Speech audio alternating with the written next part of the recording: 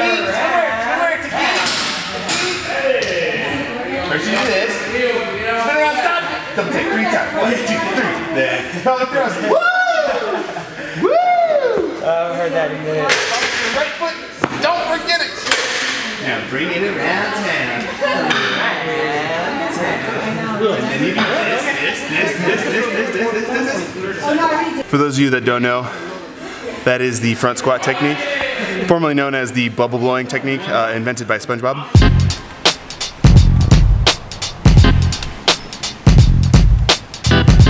What's up, crew? It is rainy as hell here in San Jose, California. It has been storming for the last several days and it is amazing. I remember someone commenting not too long ago about how hilarious it is, about how stoked I get about it being rainy here. Like, this is the most rain I think I've seen in so many years. It is rare. We've got like flooding gutters. Like, I'm actually worried about the garage imploding because that thing is old. I got raindrops on my lens. Raindrops keep falling on my lens. Oh, now it's worse. God, now my phone's out of my pocket. This day feels kind of weird. I'm not sure what I'm gonna be shooting, to be completely honest.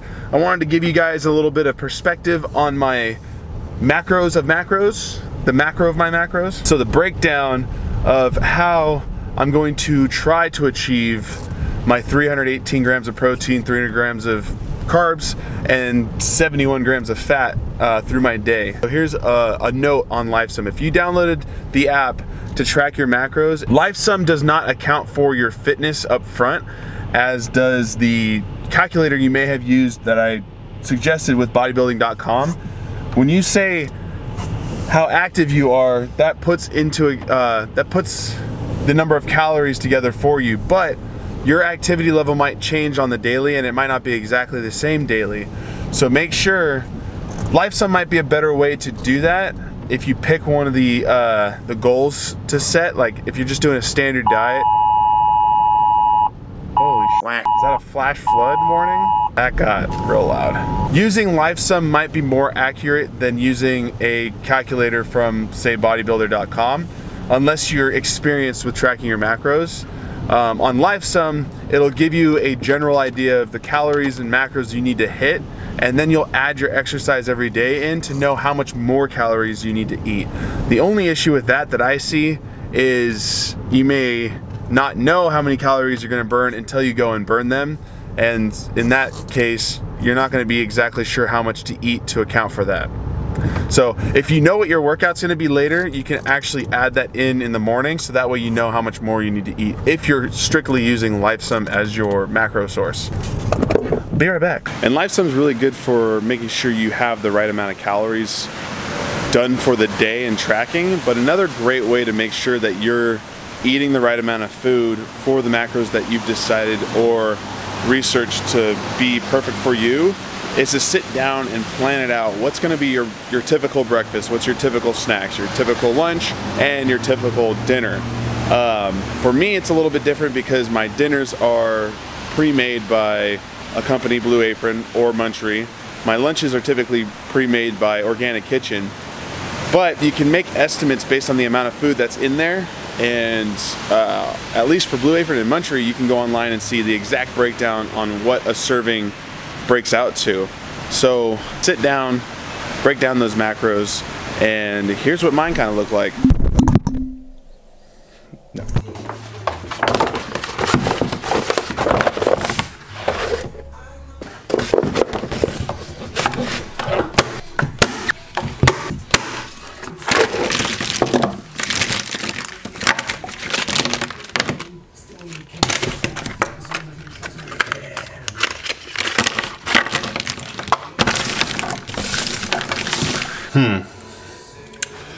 So, that's a big tip. That's too big.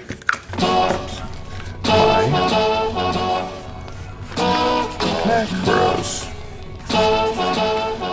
Just an FYI, not really an artist. I can kind of draw, but I'm not super good at freehand, off the cuff illustrating. But here's my macros.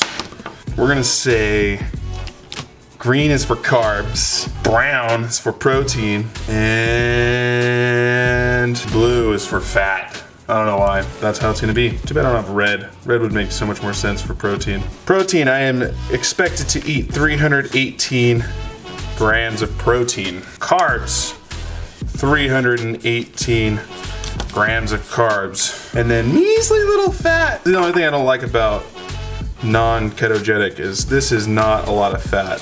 So it's two extremes, you know? I either have to eat way too much fat or eat way too many carbs. What that breaks down to, if you were to divide that by breakfast, lunch, 2 snacks, and dinner. That means I have to consume, let's make a generic color. Let's go with pink. I would have to do 63 grams of protein per meal, 63 carbs, and frickin' 11.8 of fat. Here's where it gets dicey. For breakfast, I have 5 eggs, 2 bacon. We're gonna call yogurt fat because that's the highest. Actually, it's not the highest. Yogurt, 1/2 cup with a 1/4 cup of blueberries and almonds, about a 1/4 cup. That is markers. I want a good dang crayon. Where's brown? Brown is 35p, no carb, and 35F, which is half of that.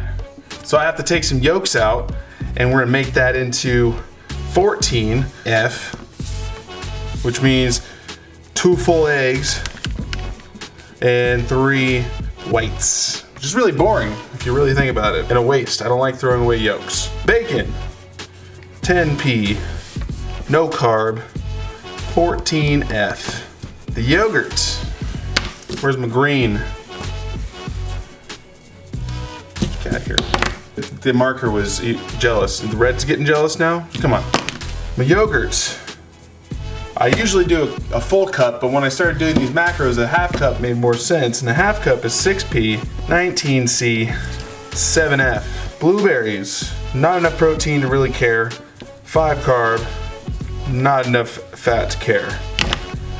Almonds, 4p, 4c, and only 11f. This comes out to, that a little high up? Yeah, I went like this. What a freaking weirdo. Ay, 56p, 36c, and 45f. Pretty sure. All right, 19 plus 5 is 24, plus that is 28. Math. Anyways, this is why I hate trying to track macros. When you're going straight macros, it just never comes together easily. And I feel bad because I was trying to do this, and as I sat here, I was trying to like write this down, I was like writing that down, I was like, ah! Moral of the story is, I don't think I'm gonna be tracking my macros like that anymore. I think I'm gonna go ahead and try to go back to Zone. Zone is so much easier. It is clear cut. I'm gonna leave a link down in the description below from what the CrossFit Journal wrote about Zone, and they provide a great PDF that has every little bit of breakdown as far as what is included in a block of protein. So I still somewhat zone out when it's protein sources because it's super easy. 1 block is 1 egg, 1 ounce of chicken, 1 ounce of beef, 1.5 ounces of salmon or fish.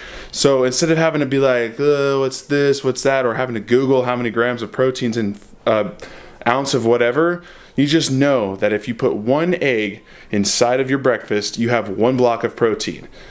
And then you look at that block and you say, I am this size person and I am this active, therefore I am a X block athlete. For me, I'm a giant.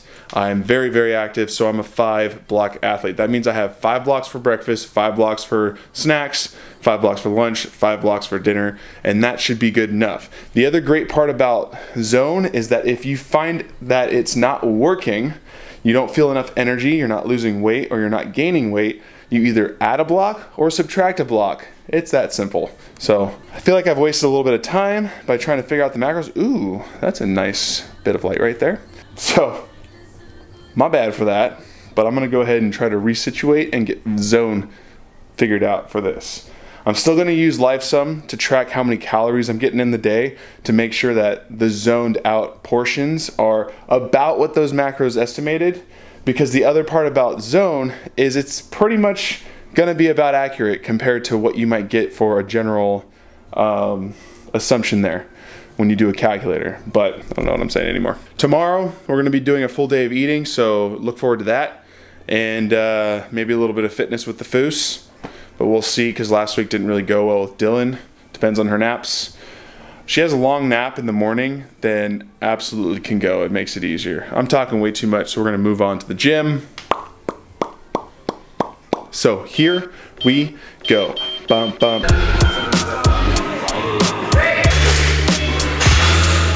Her wake up in her bed. Let's go into the video. I'm like, sure. Twist your legs. I work on some curls.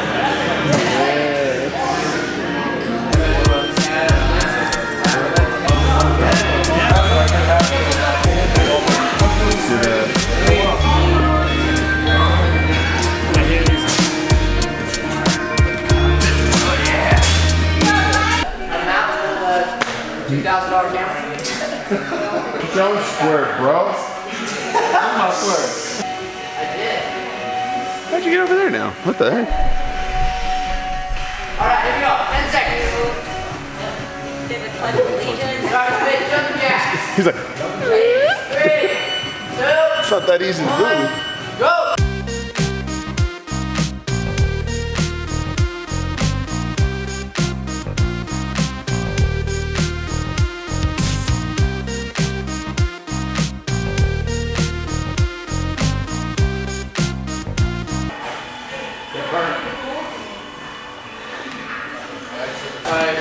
Open workout 11.4.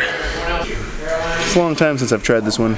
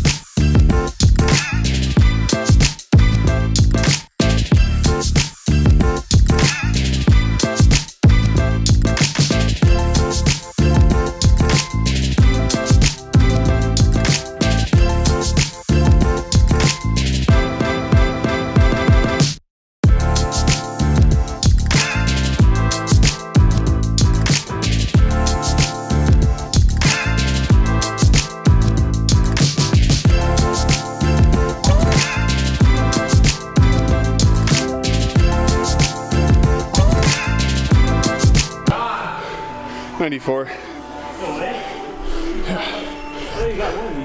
My hands are too slippery. I probably should have just wore my grips at least. Definitely not a PR. Unless my last one was like 92 or 93.